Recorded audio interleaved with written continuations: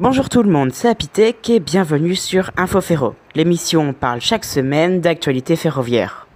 Première information de la semaine qui aura marqué les passionnés de train d'Île-de-France, la présentation à quai du TGV-M à la gare de Lyon. Ce lundi 31 juillet 2023, la rame TGV-M numéro 997 est venue faire un tête-à-queue en gare de Paris-Gare de Lyon avant de repartir dans l'autre sens afin de faire des essais vers Melun, Les Aubrais et Vierzon.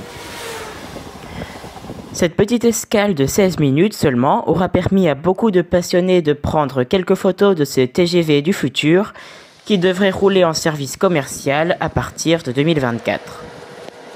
Second événement de la semaine en Savoie. Ce 5 août, ce fut l'édition 2023 de la fête du lac d'Annecy.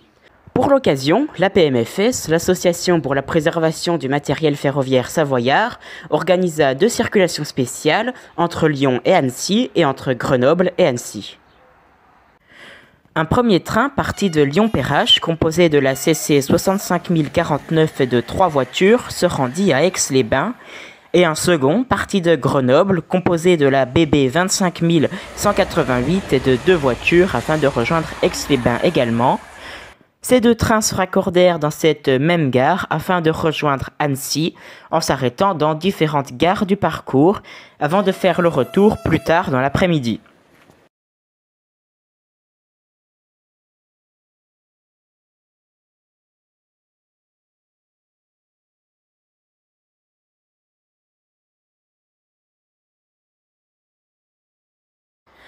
Enfin, nous sommes au milieu de l'été.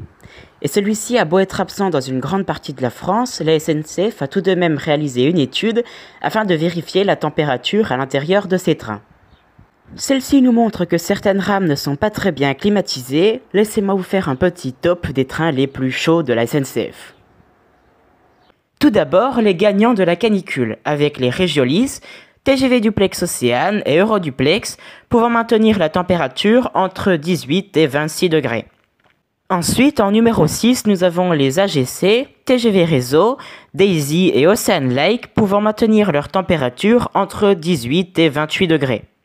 Puis arrivent en 5e les Coradia Liner avec leur température comprise entre 20 et 29 degrés. En 4e, nous avons les TGV Ouigo, TGV POS et X 72500 entre 20 et 30 degrés. Nous arrivons dans le podium avec en 3e position les Corail Intercité entre 22 et 32 degrés. Puis en second, nous avons les Corail TER entre 24 et 34 degrés. Et pour finir, le train le plus chaud de la SNCF, c'est bien évidemment l'X 73500, aussi appelé ATER, avec une température pouvant dépasser les 40 degrés en service. Alors bien sûr, ce n'est pas juste de comparer les trains de cette manière, puisqu'ils n'ont d'une part pas été construits à la même époque, et d'autre part pas pour les mêmes raisons. Les X 73500 par exemple sont conçus pour effectuer des petits services TER, tandis que les TGV, eux, sont conçus pour sillonner toute la France, et cela pendant des heures. Ce classement est aussi l'occasion de vous rappeler de faire attention à vous, de vous mettre à l'ombre quand c'est possible lorsque vous attendez sur le quai, et de boire régulièrement de l'eau.